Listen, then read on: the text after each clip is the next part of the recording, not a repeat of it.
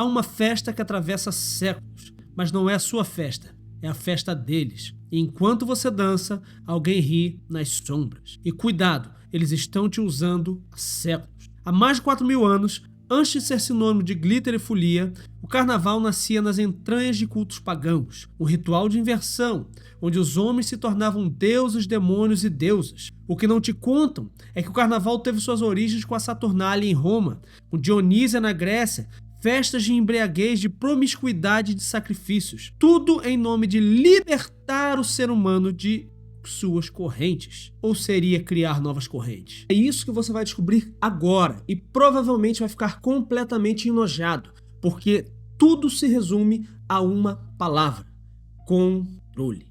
Tudo começou como um sussurro, um convite para ser livre, mas liberdade nunca foi o que prometeram. E a igreja, astuta, tentou então domar o monstro e batiza, no século XI, esse caos como Carnevale, basicamente um adeus à carne antes da quaresma. Só que o que parecia controle, na verdade, era um pacto. Deixe o povo brincar por alguns dias e nós vamos controlá-los pelo resto do ano. Você ouviu a lenda, mas nunca te contaram o preço disso. Quantos corpos foram enterrados para que essa festa nunca acabasse? Quantas almas foram vendidas nesse mercado de ilusões? Saturnália era justamente o festival onde os senhores emprestavam liberdade aos seus escravos, só para lembrá-los no fim quem era o dono da faca. Você realmente acha que algo mudou? A verdade é que é um jogo sendo jogado aqui. Você não é um convidado, você é a peça. E o carnaval? O tabuleiro onde reis, sacerdotes e magnatas movem seus cavaleiros há milênios. Acorde antes que você vire mais um número na conta bancária deles, ou mais uma oferenda no altar deles.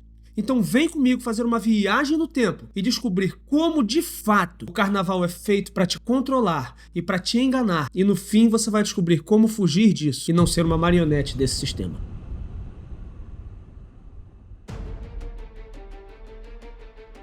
Antes do glitter, da fantasia, da dança, da pegação e da imoralidade sexual, havia sangue. O carnaval nasceu nas Saturnais, 7 dias de embriaguez romana onde senhores serviam escravos, mas era tudo mentira. No fim, os escravos voltavam para a mesma servidão e às vezes mais torturados. Liberdade ou uma lição cruel sobre quem realmente detém o poder? O carnaval não foi inventado, ele foi herdado. O historiador das religiões Mircea Eliade, em O Sagrado e o Profano, revela: festas de inversão social, como as Saturnais romanas, eram rituais de renovação cósmica, mas a renovação exigia sacrifício. A associação entre o carnaval e as orgias ainda pode estar relacionada com as festas de origem greco-romana, como os bacanais, as festas dionísicas para os gregos, onde seriam eles dedicados ao deus do vinho, Baco, ou Dionísio para os gregos, marcados justamente pela embriaguez e pela entrega aos prazeres da carne. E isso tem sido perpetuado ao longo de toda a história. Eles compram as pessoas com uma ideia de liberdade, que é basicamente uma libertinagem sexual, enquanto isso manipulam essas pessoas e destroem a vida delas paulatinamente, ano após ano. Olha que interessante, o antropólogo Jorge Dumésio descreve o seguinte: durante as Saturnais, um escravo era tratado como um nobre por uma semana. Tudo isso em honra a Saturno, o deus que devorava os seus filhos. Você já imaginou o que provavelmente acontecia muitas vezes ali, né? Liberdade ou uma simulação cruel para justificar a opressão? O carnaval moderno ele tem suas raízes na Idade Média, quando a Igreja Católica adaptou essas festas pagãs para o calendário cristão. E a igreja tentou de fato enterrar o paganismo, quando na verdade só o disfarçou. Esse carnevale, um ritual de adeus à carne antes da quaresma, não era nada mais do que uma política de pão e circo. E o povo achando que estava se rebelando enquanto bebia do veneno dos seus opressores.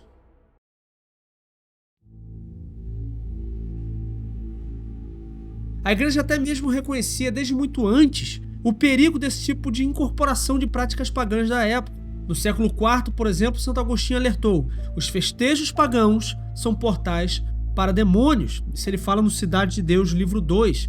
Ele afirmava isso justamente pelo tipo de práticas imorais que aconteciam, até para o mais profundo cético antirreligioso que ficaria embabacado. Mas em vez de destruir esses hábitos, eles absorveram. O carnaval, então, como festa popular, foi um processo gradual de adaptação cultural. Não uma decisão pontifícia específica que vem desde 590 d.C. de maneira mais aceita. E essa prática foi tendo sempre aceitação, como por exemplo em 1091 com o Papa Urbano II. Mas o teólogo Peter Brown, em sua obra O Culto aos Santos, ele denuncia: era uma estratégia para domesticar o paganismo, não extinguir.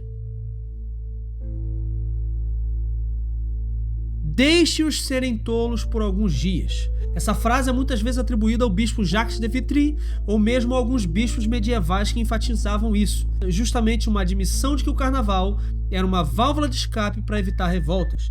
E o povo pensava que desafiava a igreja, mas na verdade era a igreja quem puxava os fios. Mas havia um plano. O sociólogo Gilberto Freire, em Casa Grande e Senzala, expôs que o colonizador trouxe o carnaval não para celebrar, mas para vigiar. Enquanto os escravos dançavam, os senhores os observavam e escolhiam as próximas vítimas. Agora vamos dar um salto no tempo e irmos para o Brasil colonial. Observe. No Brasil, o carnaval ele começou de uma maneira um pouco diferente e foi se tornando cada vez pior do que o que existia na Idade Média. Enquanto na Idade Média os escravos participavam com inversão de papéis, no Brasil os senhores do engenho celebravam com máscaras europeias e os escravizados então eram proibidos de participar. Até que lhes foi permitido isso. Um dia de rei, de samba, de liberdade fingida. Mas quem realmente governava a festa? Enquanto as elites se fantasiavam de Perrault, os escravos então eram proibidos de participar. Por quê? O historiador Luiz Antônio Simas, ele vai dizer no seu livro O Fogo do Mato que o medo era de que, debaixo das máscaras, os escravos planejassem rebeliões. Foi então em 1890, na recém-criada República, que o Carnaval Negro foi permitido. Mas o jornal Gazeta de Notícias da época revela: as escolas de samba só podem desfilar com autorização policial. Por isso eu pergunto de novo: liberdade ou controle disfarçado de inclusão? No Brasil, a abolição nunca chegou ao carnaval. Escravizados foram proibidos de participar até 1890. E quando permitiram, foi justamente para esconder as correntes. Você por acaso sabia que as primeiras escolas de samba surgiram em terreiros de santo, enquanto a Umbanda era criminalizada? Como dizer que é uma festa cristã diante de tudo isso? Não é sobre cultura, é sobre controle. Você acha que isso tudo é com boa intenção? Você acha que a intenção de toda essa festa e de envolver todo mundo nessa festa é uma intenção boa? Acha que é só sobre a sua diversão? Então pensa o seguinte: o carnaval moderno não é acaso. No século XX ele virou política. Getúlio Vargas mesmo financiou o samba para calar a revolta. Ele financiou escolas de samba para distrair as massas. Enquanto o pão faltava, o povo ganhava fantasias, pão e circo. Mas o circo durava o ano todo. Enquanto o Brasil queimava em crises, o desfile virou o ópio do povo nos anos 30. O cientista político José Murilo de Carvalho, em sua obra Cidadania do Brasil, ele é direto e reto a respeito disso. E diz: Vargas usou o carnaval para anestesiar demandas por direitos trabalhistas. Enquanto o povo cantava Mamãe Eu Quero, o salário mínimo era corroído pela inflação.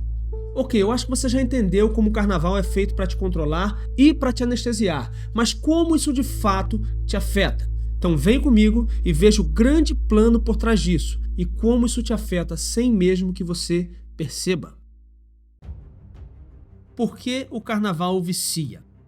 O psicólogo social Gustave Le Bon, em sua obra A Multidão, ele já alertava em 1895. Nas festas coletivas, o homem regride a selvageria primitiva. Hoje, a neurociência comprova: a combinação de música, álcool e multidões desliga o córtex pré-frontal, a sede do juízo moral. É química. O antropólogo Roberto da Mata, em Carnavais, Malandros e Heróis, chama isso de ciclo da servidão voluntária. Ou seja, você é induzido a buscar mais prazer e assim mais controle é exercido sobre você. Mas existe um sistema invisível, uma máquina de destruição em massa, porque o carnaval é, na verdade, um negócio bilionário da perdição. Veja bem, hoje o carnaval move 8 bilhões, pelo último dado do CNC em 2023. Então vamos simular um cenário bastante aproximado da realidade. Vamos supor que cada copo de cerveja vale R$10. Cada selfie sem roupa, uns R$100. Isso porque, claramente, essas fotos serão monetizadas por empresas de marketing, de plataformas digitais, e aqui eu tô sendo bem generoso. Tudo isso vai ser monetizado em anúncios. Uma selfie viral, por exemplo, pode valer milhares de reais em anúncios indiretos, dependendo do alcance e do engajamento. É interesse deles isso. E quando a gente olha para esse tipo de coisa, para esses números, 8 bilhões, e a previsão é que esse carnaval gere por volta de 12 bilhões, quando você olha isso, fica claro que você não é um folião, você é um produto. Enquanto isso, em 2023, o Brasil registrou 2.000 casos de violência sexual só nesses 5 dias. Cadê a liberdade agora? E a cada nova curtida, algoritmos engordam, empresas sabem sobre seus desejos, governos sabem sobre seu paradeiro e monitoram suas revoltas. O carnaval nada mais é do que uma cortina de fumaça perfeita, porque um povo que não pensa, não se rebela. No século XIX, enquanto muitos denunciavam a alienação do trabalho, o carnaval se tornou uma válvula de escape perfeita para o capitalismo. O sociólogo alemão Theodor Adorno, na sua obra A Indústria Cultural, foi taxativo em dizer: o lazer não é liberdade, é a continuação do trabalho por outros meios. O escandaloso é o que vemos nesse infográfico que mostra o lucro da Ambev no carnaval de 2023. 2,8 bilhões. Enquanto isso, 33 milhões de brasileiros passam fome, segundo o IBGE nos relatórios anuais da empresa. E é claro que a empresa não tem que resolver o problema da fome. O meu ponto aqui é que enquanto milhões de brasileiros estão passando fome, esses bilhões são gastos nessa festa. E se esses bilhões fossem empregados em ajudar pessoas, provavelmente o Brasil seria completamente diferente. E o pior, há dinheiro público envolvido nisso. Esse ano de 2025 mesmo, enquanto a total pobreza impera no Rio de Janeiro, favelas e crime organizado controlam tudo, nós vamos ter Lady Gaga no carnaval. E milhões foram investidos para isso. Então pare um pouco e pensa comigo. Nesse cenário que nós descrevemos, a cerveja que você bebe custa R$10. Mas qual será o preço real disso? Hoje, o carnaval é um império bilionário. Empresas vendem felicidade em latas de bebida. Redes sociais transformam corpos em produtos. Você realmente acha que está se libertando?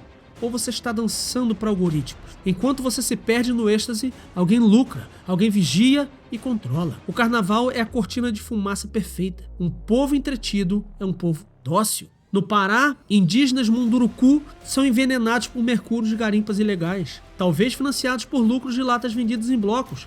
Tudo está interligado, diz o economista Ladislau Dalpor, em A Era do Capital Improdutivo. Percebe aqui? Não é teoria da conspiração. Um estudo de 2019, The Age of Surveillance Capitalism, de Shoshana Zuboff, mostrou que grandes marcas patrocinam blocos para coletar dados de pessoas, sejam eles dados de consumo ou mesmo dados biométricos, o que levanta grande debate sobre a questão da liberdade hoje. Percebe a intenção aqui? E a conclusão do estudo pode ser definida exatamente da seguinte maneira: sabemos quem é você, antes mesmo de você cair na fossa. Agora eu pergunto, você vai continuar participando e financiando esse ritual de manipulação, de perdição, de lavagem de dinheiro, de ligação com o PCC, de objetificação de pessoas, de abuso de mulheres e de menores? Você quer mesmo ser parte disto? Mesmo sabendo o grande plano por trás? Mesmo sabendo que isso é apenas para te manipular e para te deixar mais escravo e mais vulnerável ao Estado? Ainda mais hoje, com toda a vigilância, com câmeras e tudo mais, você, além de ser um produto, pode se tornar claramente um alvo fácil de qualquer narrativa a qualquer momento. Veja, até mesmo o jornalista investigativo Luiz Nassif, em sua obra A Corrupção no Brasil, ele denunciou e mostrou que as mesmas empreiteiras que desviam verba da saúde patrocinam alas de hospitais no desfile para manterem uma imagem limpa. Isso é cinismo? Não, isso é estratégia. Acorda, você não é humano para eles, você é um dado, um consumidor, um pecador útil. Enquanto você ri, eles contam o seu preço. A neurociência da manipulação. O neurocientista Carl Hart, em sua obra Drug Use for Grown-Ups, prova a combinação de batidas repetitivas, álcool e multidões sequestra o seu sistema dopaminérgico. Ou seja, você não dança, você é dançado. E quando a festa acaba, a depressão pós-folia não é frescura, é simplesmente abstinência química. O psicólogo B.F. Skinner, pai do behaviorismo, já alertava: o controle não precisa de correntes, basta recompensas intermitentes. Você é um rato no labirinto deles. E o queijo? O queijo é a sua dívida no Nubank. Mas há um perigo maior aqui. Nenhum servo pode servir a dois senhores. O carnaval é um altar aberto, bebida consagrada à embriaguez, corpos oferecidos à luxúria e almas vendidas à idolatria.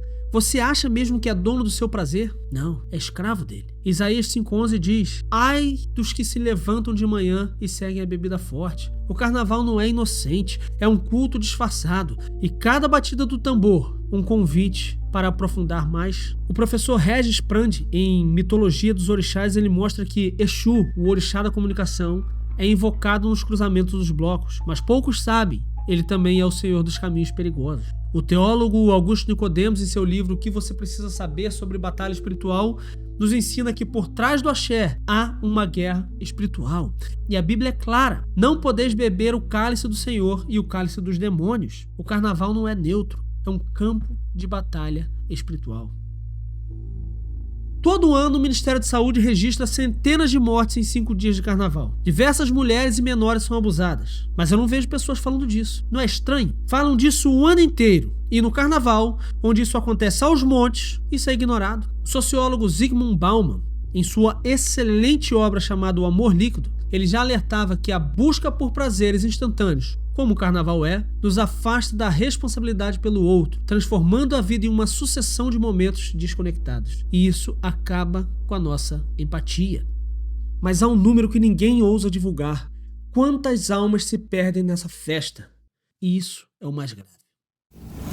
Então, diante de tudo isso, só há uma saída para nós e para a sociedade. E essa saída se dá em 3 passos. O plano de fuga divino. Passo 1. Seja uma resistência. Então eu quero te desafiar a não ser parte disso. Seja resistência a isso. Alerte pessoas para que cada vez mais essas ruas esvaziem nos carnavais e mais pessoas sejam libertas desse caminho de opressão e de controle. E por isso não deixe de compartilhar esse vídeo. Lute contra esse projeto de poder. Faça como Savonarola, que na Idade Média enfrentou a elite florentina e denunciou coisas como o carnaval e disse que elas são portas para o inferno. E sim, ele morreu na fogueira, mas a sua voz ecoa até hoje e faz a diferença. Os puritanos, por exemplo, foram perseguidos por se recusarem a festejar. Eles cansaram de pregar e mostrar que os prazeres que inflamam a carne são inimigos da cruz. Hoje eles são chamados de radicais, mas eles foram os primeiros a dizer não. E isso é muito importante. Seja resistência. Resista a esse projeto. Lute contra isso. E esse é o passo 1. Passo 2. Reconstrua o seu cérebro. O psiquiatra Norman Doidge, especialista em neuroplasticidade, na sua obra O Cérebro em que se Transforma, ele mostra que mudanças de comportamento e práticas disciplinares podem reorganizar o cérebro. Isso prova, por exemplo, que jejuar, ou seja, se abster do pecado, de certa forma, e aqui eu coloco aspas, regenera neurônios. Ele cita estudos sobre como a meditação, a oração e a disciplina espiritual podem melhorar e muito a sua função cerebral. E, portanto, fica claro isso aqui: jejuar do pecado, aqui colocando entre aspas, pode sim regenerar neurônios. Veja, enquanto o carnaval destrói, a disciplina espiritual reconstrói. O neurocientista Andrew Newberg, em Como Deus Muda o Seu Cérebro, ele descobriu que a oração e a meditação elas ativam o lobo frontal mais do que o álcool. Na verdade, ele mostra que oração e meditação ativam o lobo frontal, que é responsável por funções executivas como atenção e tomada de decisões, e ativa também o sistema límbico, que é ligado às emoções. Então, enquanto o álcool reduz a atividade no lobo frontal, prejudicando as funções como julgamento e autocontrole, oração e meditação ativam tudo isso. Portanto, a escolha é sua: embriaguez vazia ou uma êxtase do sagrado. E diante de tudo isso, resta apenas um passo dessa saída, para que você possa se ver livre de vez, para que pessoas possam se libertar de tudo isso. A única saída é receber a verdade que destrói correntes. O coração dos sábios está na casa do luto, mas o coração dos tolos na casa da alegria. Veja bem, Deus não condena a alegria, mas ele condena a falsidade dela. Ele condena a alegria vã, a alegria vazia. Enquanto o mundo grita liberdade, Cristo sussurra: conhecereis a verdade, e a verdade vos libertará. A verdadeira revolução não está nas ruas embriagadas, mas sim nos corações sóbrios. Não vos conformeis com esse mundo, diz Romanos 12:2. Enquanto o carnaval escraviza, Jesus oferece um caminho estreito, porém livre. Cristo não negociou com a cultura do seu tempo. Ao purificar o templo em João 2, ele mostrou que a casa de Deus não é covil de entretenimento vazio. John Piper, um grande teólogo que nós temos hoje em dia, ele diz no seu livro Alegrem-se os Povos, de maneira muito direta: Satanás não cria novos pecados, ele apenas recicla ritos pagãos com novos nomes. E foi exatamente isso que foi feito com o carnaval. Então aqui a escolha é binária: o cálice da aliança ou o cálice da luxúria. Não tem meio termo. Mas eu quero dizer para você que em 2025 um movimento silencioso continua crescendo. Ex-traficantes viram pastores. Ex-passistas fundam comunidades terapêuticas. O apóstolo Paulo já previa: onde abundou o pecado, superabundou a graça. E a Escritura tem a resposta. Ela tem o caminho da saída do pecado. Ela possui as palavras de vida eterna do nosso Senhor. E por isso, se você quer ajuda para entender melhor a Bíblia e para responder todas as suas dúvidas, então você pode clicar no link fixado aqui e baixar o meu e-book com as principais dúvidas de todo cristão respondidas. Eu tenho certeza que isso vai te ajudar e muito. Isso é muito importante. E veja o porquê. O grande Timothy Keller, na sua maravilhosa obra chamada A Fé na Era do Ceticismo, ele escreve: a liberdade não é fazer o que queremos, mas o que fomos criados para fazer. E agora você sabe, o carnaval não é apenas uma festa, é uma engrenagem milenar para escravizar corpos, para escravizar mentes, para escravizar almas. E quantos séculos vai levar para você questionar essa máquina? Escolha o seu lado, a ilusão coletiva ou a liberdade que ninguém pode comprar. Há 2000 anos, outro sangue foi derramado, mas não para divertir multidões, e sim para salvá-las. E eu pergunto, qual a festa você vai escolher? E se a sua escolha for a correta, então clique nesse meu outro vídeo, onde eu falo mais sobre esse sistema global que nós estamos vivendo hoje. Mas lembre-se, Cristo é a verdade, e é só Ele que pode te libertar.